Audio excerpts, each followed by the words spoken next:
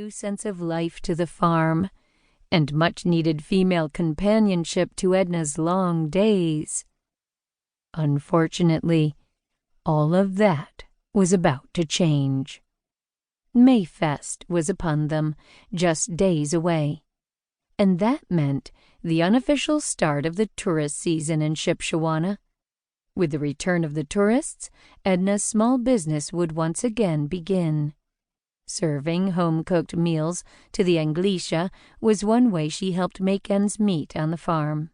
But, of course, with spring approaching, it was that time of year when Wilma would try yet again to pawn off her twin daughters on Edna.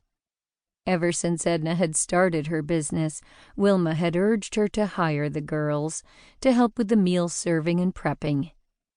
"Rachel and Ella Mae are both eager to help you," Wilma said as she sat in the rocking chair knitting a lap blanket. She rocked back and forth, the runners creaking against the floorboards, and a sweet, angelic look on her cherubic face, clearly oblivious to the expression of horror on Edna's. "Why, just the other day, Ella Mae asked when they could start." Edna caught Verna's eyes and noticed that her friend was choking back a laugh. She narrowed her eyes, glaring at her, which only made Verna laugh harder. "What?" Wilma asked. "Nothing," Edna said, averting her eyes.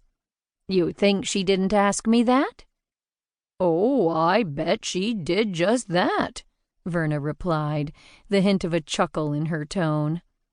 Everyone knew that Rachel and Ella Mae were not keen on working outside their home, and truth be told, when they did work, the two young women constantly quarreled. As far as Edna was concerned, hiring them would be bad for business as well as for her nerves. Wilma scowled in Verna's direction. "I'm telling you she did." "Oh, I'm sure." From her tone, it was clear that Verna wasn't convinced. "Bah!" Waving her hand at Verna, Wilma redirected her attention to Edna, her tone immediately softening. "And I know how busy you are. Surely you need help." It was Mary, however, who quickly interceded. "But Bethany lives here now," she reminded Wilma, peering at her friend over the rim of her round eyeglasses. "And she will be helping Edna." "Oh, fiddle-faddle," Wilma scoffed. She waved her hand dismissively at Mary. "It doesn't take a doctor to see Bethany is pregnant, and with her being so fragile—" Mary frowned. "She's not fragile." Verna raised her eyebrows. "She's pregnant?" "She'll be too tired to help out Edna." Edna sighed. Neither John nor Bethany had wanted to announce it yet.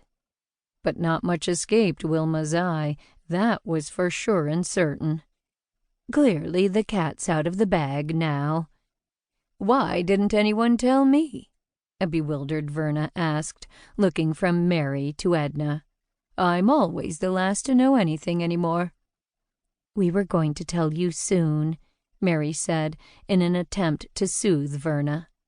"They only just told us." "Humph." "Besides," Wilma pursed her lips, adopting an air of innocent superiority, "I'd be surprised if John lets her work much longer anyway, seeing how protective he is of her."